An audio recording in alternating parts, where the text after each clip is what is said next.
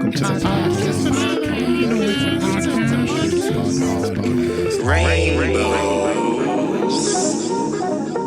on Wax. G'day and welcome to episode 10 of Rainbows on Wax. I'm Alex. And I'm Steve. And we're here to talk about creativity, which is almost a shame we left it.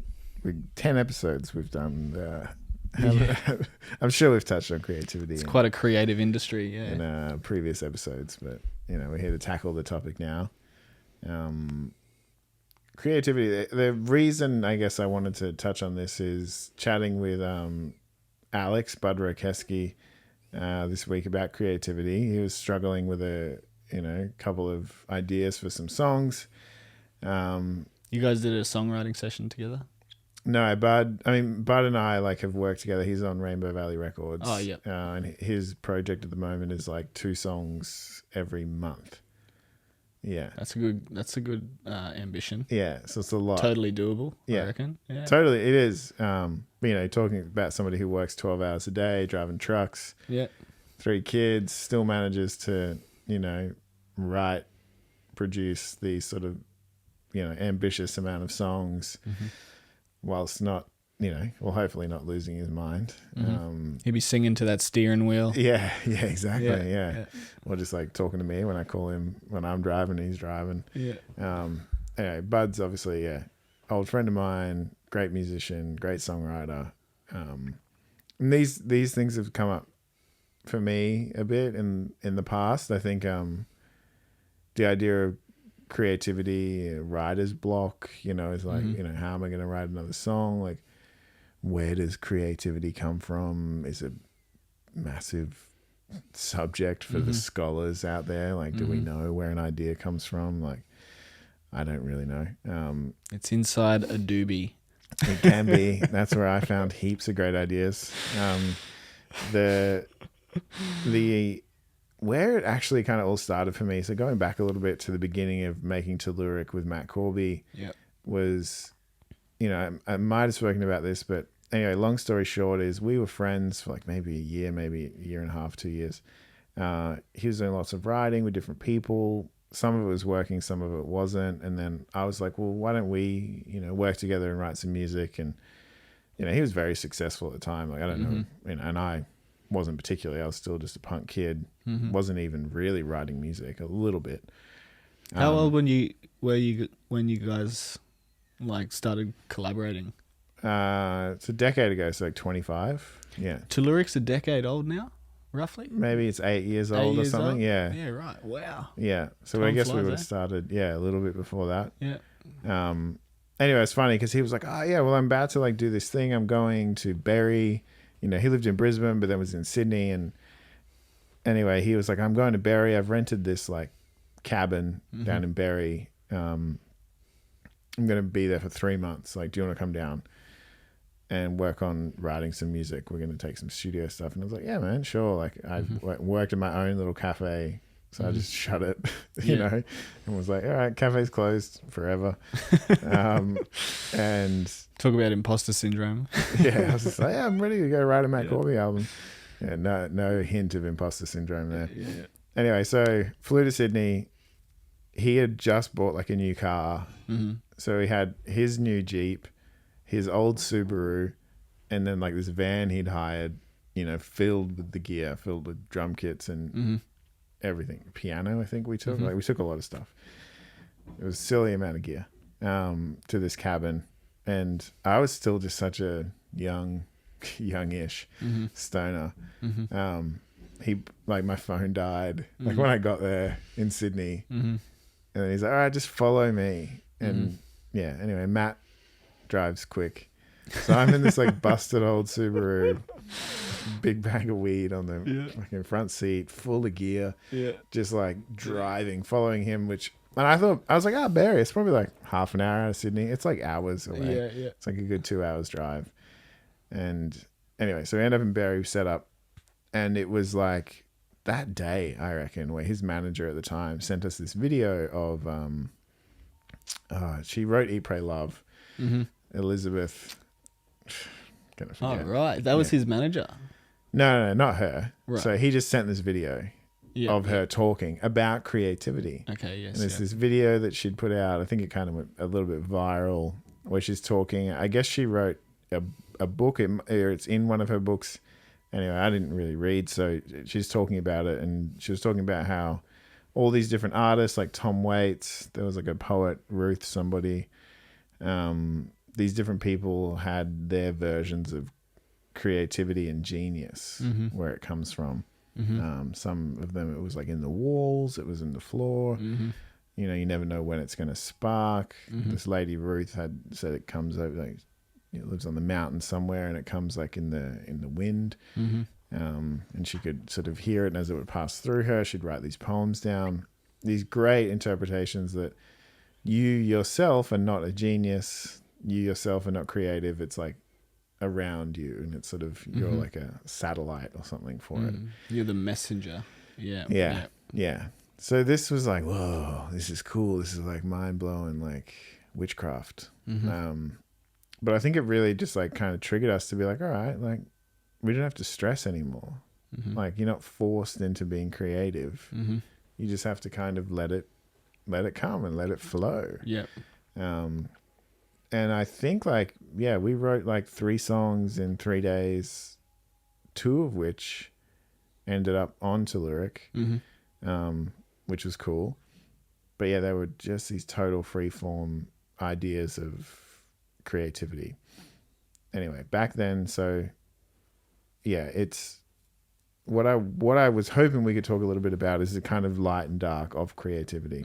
It's all well and good to just be this like, I'm this amazing messenger, and like everything I touch is gold, and you know, which is not the case. And anyone who's creative and a songwriter knows that a lot of what we make can be junk, and you're just kind of searching for the gold. But I feel like when people kind of sit down, like, I need to write a song, you know, sometimes it's like the worst thing you can do. Yeah. Yeah. Force it, like force the opportunity. Yeah. It's just maybe not going to work. You might get lucky. Like there's a chance you're like, yeah, cool. You're going to sit down, you're going to write something great. But often it comes at the worst times, you know, where this sort of, the spark happens, or you've noticed something, or you're with somebody and you're talking, or you're driving your car, or you're on a train or on a bus, or wherever you are, and it's like maybe you don't have anything. I mean, these days we've got our phones, which is great. Like if it is like a melody that you can record it on your phone, and always record it, like always write it down, even if it's something tiny, like just one sentence, a lyric. Yeah, like, doesn't need to be like a whole song. No. But when it comes to this sort of light and dark of creativity, and you are kind of trying to force the opportunity, I'd say, you know, give yourself a day, don't give yourself an hour. Like giving yourself an hour is like pointless. Again, maybe not, but you might get lucky. But I'm just going to say, like, to widen your luck, hopefully you have like a day or a few hours at least in front of you where if it's not sparking right away, you know, find the inspiration from somewhere, do normal things. You know, don't sort of sit down and be like, this is my time to write. I've got to write it down. I got my guitar, I got my piano, whatever it is you've got.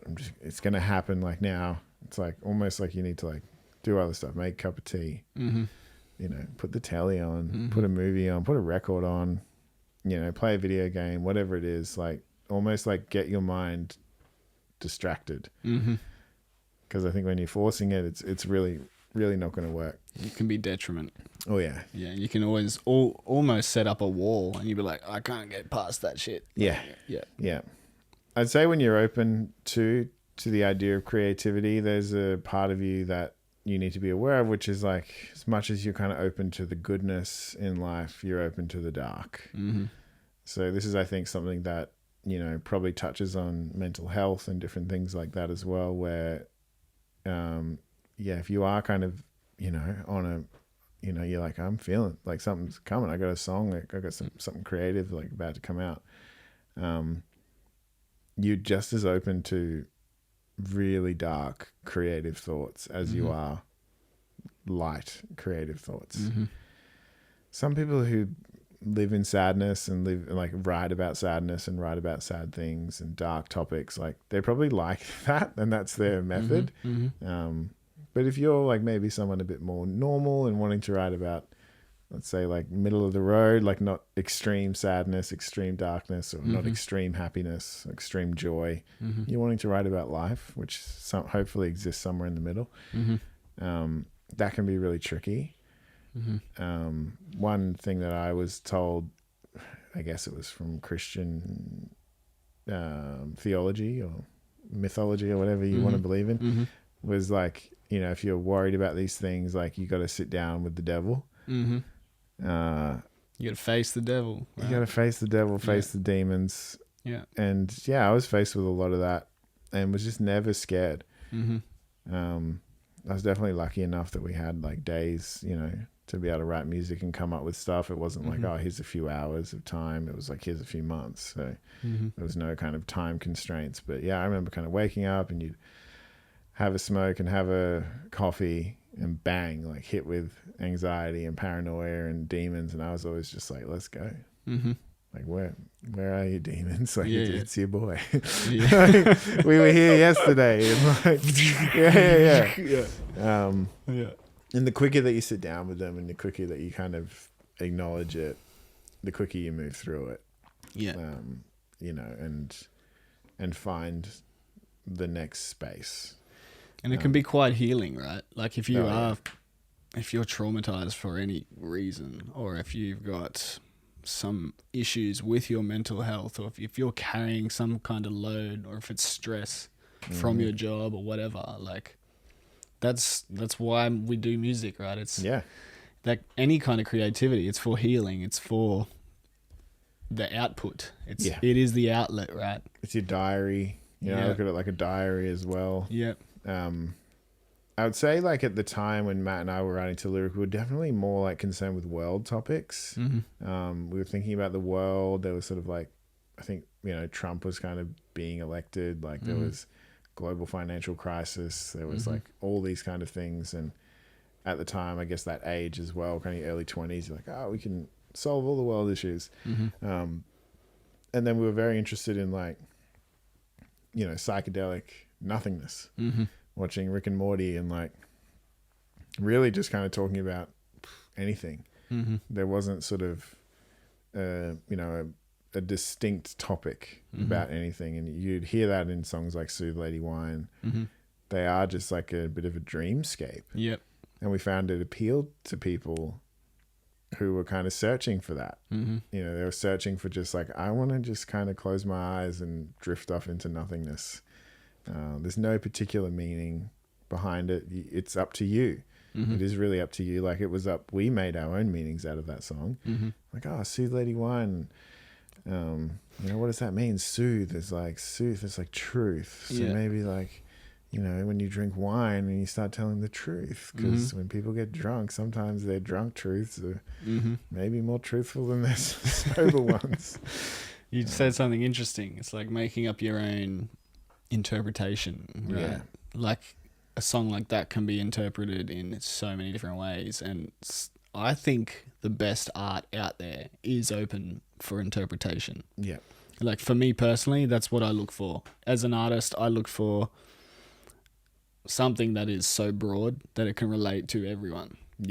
So songs, you know, I've worked on or written or produced with people, I'm always, like you said, looking for the light and the dark, finding contrasting moments, whether it is through production, you know, a light section just expands into this big broad darkness, or vice versa, this tiny little dark, you know, very isolated section of music expands into this big broad happiness. Like however you present it, whatever your medium, like light and dark, contrasting moments.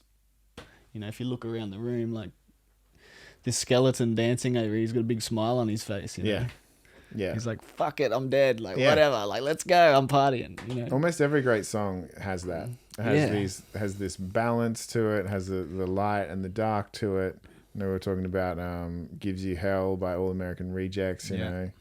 Such, like, on paper, it really looks like a very happy, upbeat song. We're having a good time, we're dancing, but it's like, the lyric is like, when you see my face, I hope it gives you hell. Mm-hmm. Like, if you were to say that to someone, that's pretty mean. Yeah. That's a pretty mean thing to say. Yeah. Obviously, this person's done you wrong, or like, you know, you've broken up, or whatever it is. But it's, you know, obviously a hit song, massive song. Most people know that song. Mm-hmm. I'd say you could pull apart almost any song Yep. and find the light and the dark to it. I'd say on the other side of it, there is the ultra happy, which like everything about it is happy, like Disney music, like just everything about it is happy. And the sad songs too, where you've got these, whether it's like a diary entry of a sad thing that's happened and they've put sad music to it, and you're just totally indulgent in that. But I look at that like these ways that we do love to indulge in these extremes, but I'd say like they're kind of more niche, whereas like generally like in the middle is where you find this like balance of light and dark, and how you're kind of putting all that together in your piece of music. Definitely something to think about too, like when it comes to like, say if you are sitting down and you're going like, oh, I've, you know, broken up with somebody or something bad has happened in my life, try like putting happy chords and writing the song, you know? Yeah. Like if you want to live in the extreme, go for it, but like try it, you know, like don't always think like, oh, this is like a sad thing that's happened, so I'm going to like start with my sad songs and it's all just going to be sad and this monotonal kind of thing. Whereas it's like, no, like maybe try balance it out, or like think like, oh, I want to write this sad song, but you know, maybe do sad chords and like try and put something uplifting in the lyrics, you know, to kind of balance it out. Isn't it funny when like you realize what that song gives you hell? It's like everyone's dancing to this really twisted, dark music. Kind of like a mean statement. Like, it's like when you see my face, I hope it gives you hell. Like if you were just actually to say that to somebody in real life, like you're trying to be mean. So those more like literal songs, those kind of like literal approaches to these, you know, this light, darkness sort of thing is interesting. And then on the other side you get the openness of lyrical kind of nothingness and everything. Where Is My Mind by the Pixies? That's like something that comes to the top of my head. So in this realm anyway, like so pretty, and you know, even though it's quite heavy in its essence, it's quite depressing. The lyricism behind it, like it takes you somewhere, and it's kind of that interpretation of like, if you want it to take you in a direction, it'll take you there. Like if you want it to be sad, it can be sad for you. If you want it to be happy, it can be happy for you. You know, that is interesting in that. There's genius behind that, right? Yeah, that's right. Yeah, I'd never thought about it that way, where you can sort of let it guide you a little bit. You know, these kind of melancholy songs can actually go one way or another. And I do love melancholy music. Mac DeMarco is another great example. Like a lot of his music does that. Yeah, you know, it'll steer you wherever you want it to steer. True. You know? He's such like a cheeky dude as well. Yeah, When you like kind of look at him and his social media and who he is on stage, he's this kind of cheeky. He's got all these daddy issues. Yeah. You know? Yeah, that's right. Like weaved into the songs. Yeah. You know, in these kind of monochromatic sort of ways as well. Like very just like dreamy. Yeah. You know, lithium sort of style songs. Yeah. Which is awesome. Yeah. Mac DeMarco is so good. Yeah. In terms of other artwork, like art forms, like the Mona Lisa, you know, probably the most famous artwork. The Mona Lisa, you don't know whether she's smiling or frowning. Yeah. You know, that's another genius contrast where it's up to you. What do you want to see? Yeah. You know? I'd say like the base plate of like creativity comes from like your arsenal. So like, what are you skilled at? You know, you've got your guitar, whether you play guitar or piano. Generally, most like songwriters do that. Whether you're skilled on a computer at producing and kind of putting like songs together and like making beats and things like that. I'd say like finding that balance and kind of forcing the issue when the creativity is there, and then you use like what's in your arsenal to kind of like pull the song together. you know, when you are kind of like, all right, I've got this idea because like, bang, this lightning bolt moment kind of came. I want to write a song about, well, an example again, like even back to like the beginning, me and Maddie was like, the Empire's Attraction, this song, and dead set he was singing in the shower. This place was tiny, so I could hear him. And he's like, no one's gonna save us, Superman, please save us. No one, and just like repeating that. And he's like, I had a dream. It's like this melody in it. No one's gonna save us, Superman, please save us. And I was like, what a cool concept. Like, let's just pull that out. Like, he already had like a melody.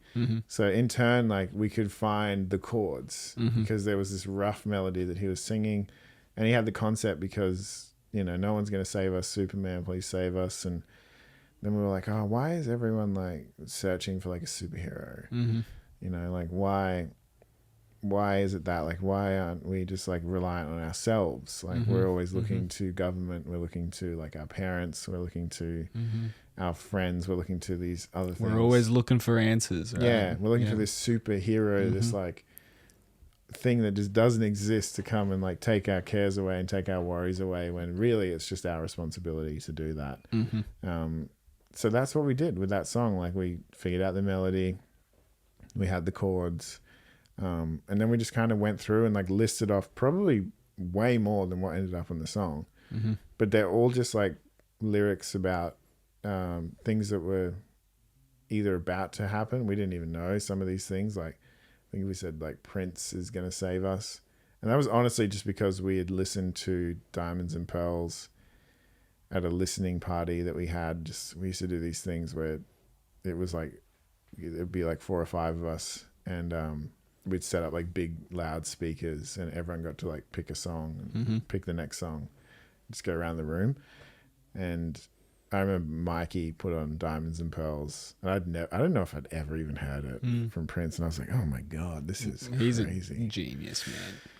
Like, so genius. Apparently his archive, must be insane, massive, of unreleased music.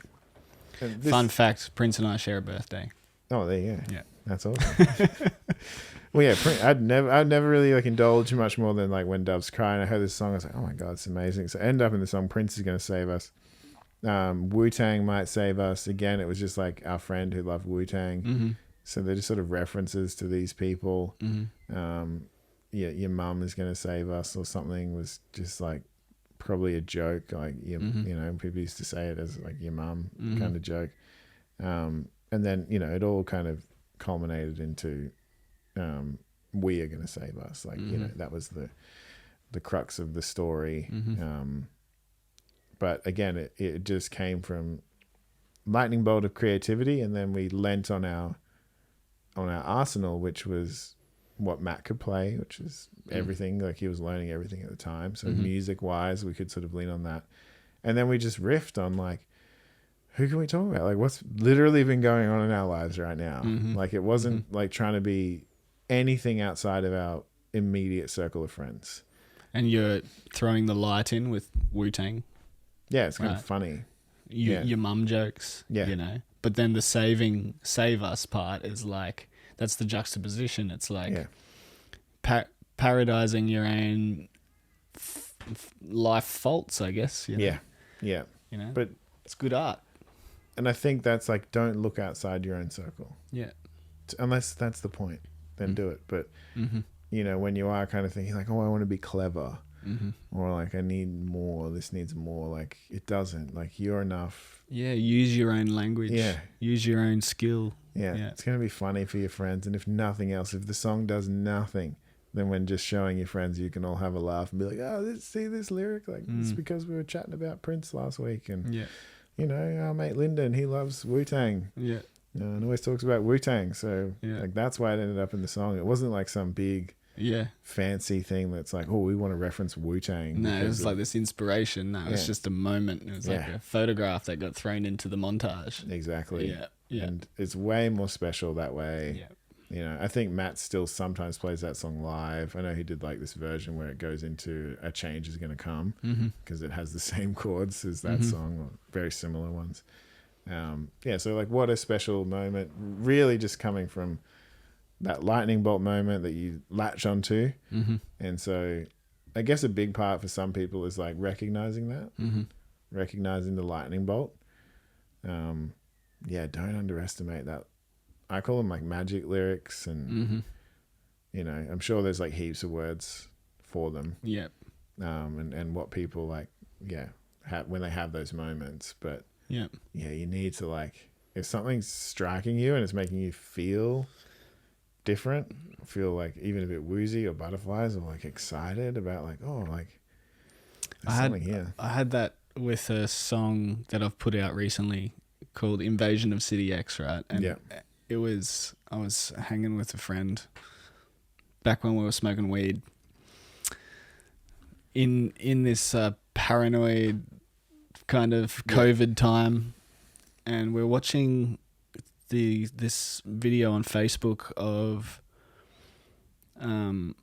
the Russian invasion of Ukraine, and there was this video from this bystander up in this building, and they're filming the highway, and this tank was just mowing down civilians, just like running cars over. Yeah, a huge tank, and I was like you said, feeling woozy, man. I was just like, I don't want this right now. That is fucked up. Yeah. Like, I need to put this energy somewhere. And I came in here and I just like, is this the future? Like, is this what we're going to expect for our future? Yeah. And, you know, the psychedelia was just going crazy in me. And I came and just like made this kind of futuristic, glitchy, really broken, like almost abrasive, uncomfortable beat out of that moment, you know, and it's chaotic.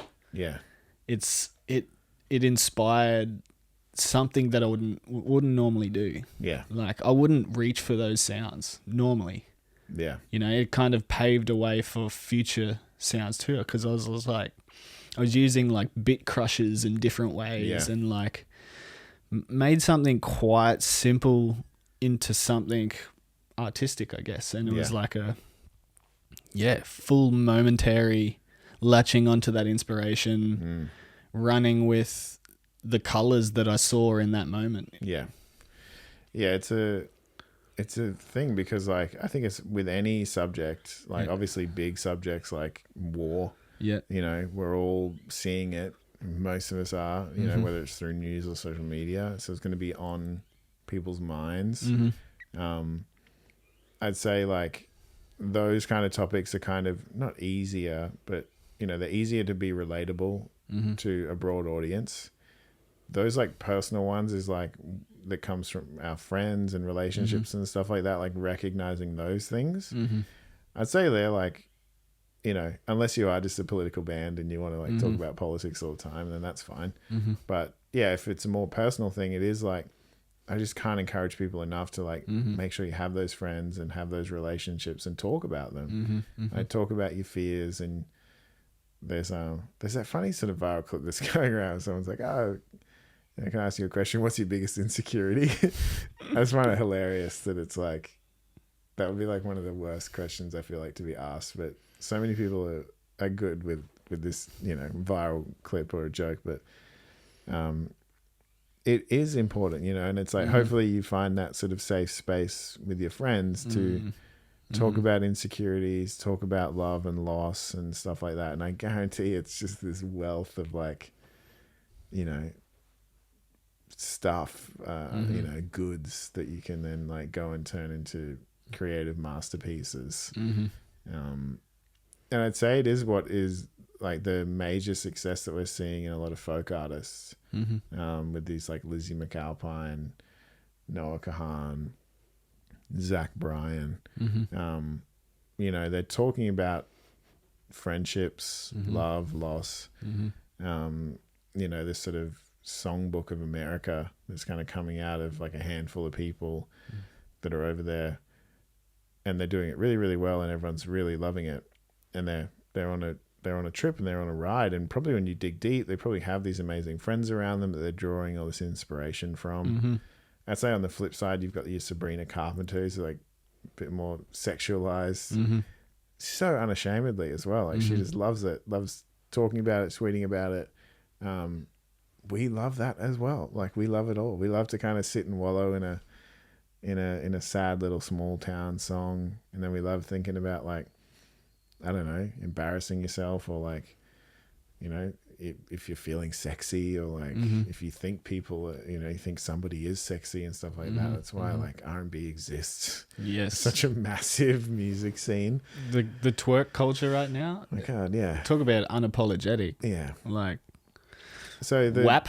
Yeah.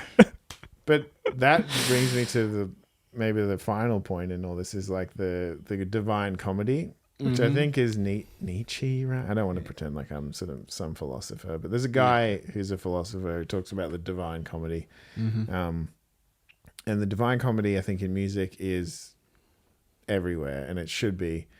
It's obviously in comedy. Why do we like stand-up? It's because like people are generally talking about things that Doesn't get talked about. Yeah. We might be thinking it. We don't really want to say it. Could be racist. Could be, we don't really want to touch it. Could be politically incorrect.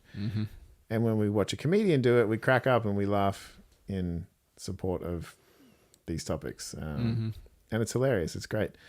Music's a funny one. And you would have experienced this too, especially when you're jamming with like a band. There could be no lyrics, no melodies.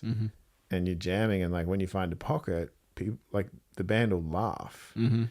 Like I find that It's like this it's reaction of joy. You're like, wow. yeah. Everyone's kind Why of are you laughing? It's not that funny. It's not funny at all. What's funny about it? No one said anything. Yeah. But it's this feeling, right? It's just kind of like, oh, okay, we found a pocket. Yeah. Everyone's vibing.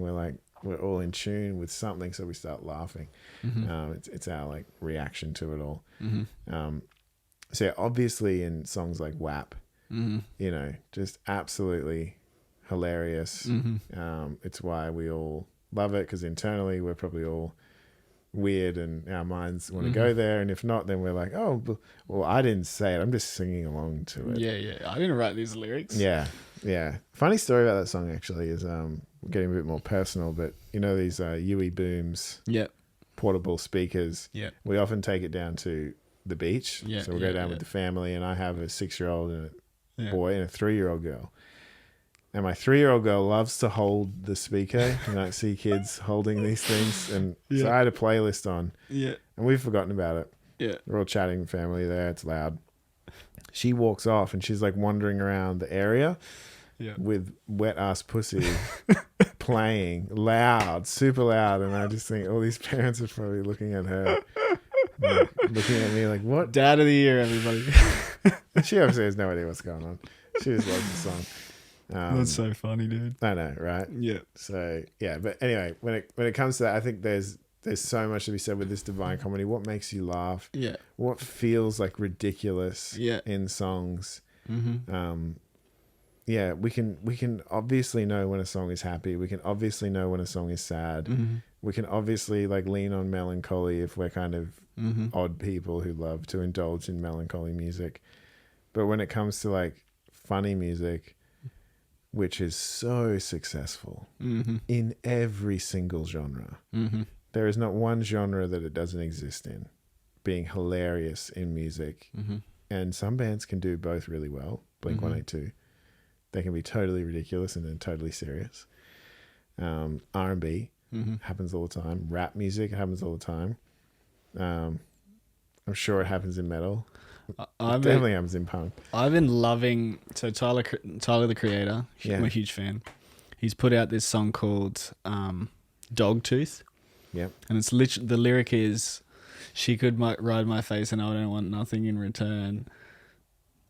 I just want real love and that's not my concern. I'm trying to buy my neighbor's house and turn it into a yard. Oh yeah. And if you don't know my grandma's name, then we're not really dogs. And the lyric is like I don't give it's the concept of him being approached by all of these women. If they're not serious about what he's trying to do, then they're not a serious option for him. Yeah. But the way he's portraying that is so funny to me. Like, I'm just trying to buy my neighbor's house because he hates his neighbor. Yeah, exactly. He just wants to turn his whole neighbor's yard into a pool. Yeah. It's just genius, man. I love it. It's a brilliant concept. He's great. Like, obviously, so much of his music is comedy. Yeah. all the way even to like his Yonkers, like kind of is a comedic song. I know it like sounds dark as dark. hell, man. Yeah. Nosebleeds and stuff, and Well, yeah, like the clip is crazy. Where he spewing hangs himself and like eats a cockroach, and the music is eerie. The beat is eerie, but I would almost guarantee that everyone in that studio when he was writing that, you know, and recording it was laughing. Yeah, I wouldn't. There's no way that he'd have a bunch of people in there being like, serious. Anwar's dreadlocks, like, like a scholarly thing. They'd be like, dude, you're fucking ridiculous. Yeah. This is absolutely ridiculous, and out of control, and stupid, and no one is going to listen to it. Yeah, you know? But the fact that it just blows up, and becomes so successful, and he's able to create products and stuff out of it, and launch lines and whole labels, whole careers of multiple other rappers as well. The classic example is the other one too that they do all together with Frank Ocean and Earl Sweatshirt and like the whole crew, and they do the big film clip for it. Yeah, like look at them in that. Yeah, like look at what arguably one of like the greatest sort of modern rap groups of this generation. You know, with Odd Future and you know what they did with Frank Ocean, like. Crazy, you know what Frank Ocean's done with his Sid, career. The internet. Yeah. Yep. Look at them in the clip; they're all laughing. Yeah. They all think it's hilarious. It's like it's a one shot, right? It's a one shot, and they're just walking up to the camera and rapping their verses. Yeah. And they're kind of laughing and engaging with each other, and it's stupid. It's hilarious. Like the lyrical content, kind of watch them like get serious when the lyrics are ridiculous, and you know, watch them look ridiculous when the lyrics are serious. Like it's all happening there. You can really see what's going on. You know, for me too, it's like when you like if you're not experiencing something close to that or similar to that, like you know, you're not bound for the success like that. If you're taking everything too seriously and your music's serious and you want people to be serious with you, and it's probably just not going to work. You know, it's like all about this balance. It's like, I guarantee laughter needs to happen all throughout it. And hopefully it's because, oh my God, that's so good. That's so ridiculous. Like that drum beat is just so over the top. And then albums like Igor, where he'll wear the blue suit and the wig, the blonde straight haired wig. Yeah. Or like Anderson .Paak when he's doing the Silk Sonic stuff. Like it's 70s attire and a wig. Yeah. You know, big smile on his face, just loving every second of it, having the best time. Yeah, but like deep down, I don't know what all the songs are about, but like, you know, they could be about something serious and just still out there having a really good time. It's just that contrast of expression, right? Yeah. You know, trying to tick all the boxes for what boxes you create for yourself, you know. So yeah, something to think about, something to, you know, if you're worried about, what do I do with my next song? How do I find creativity? Like that's where it starts. That's where it ends. Like it's all in there. It's all in the Divine Comedy. It's all in just like not having any emphasis on the outcome. The dark, the light. Chase it all. You know, find where it ends. Yeah. Make sure you don't forget about those lightning bolt moments. Make sure you talk to your friends and find inspiration through them. Just try and impress them. You know, doesn't need to go much further than that. Yeah, I guarantee you when you're looking at that Odd Future thing, I know they got a lot of friends. There's a lot of people there, but they're just trying to impress each other. You can see it in their face. You can see it in their eyes. They're just trying to impress each other. And they don't care about you, the audience. Sorry. Speaking of not caring. Yeah. Thank you guys. Yeah, thanks. We care about you heaps. Love you. Rainbow.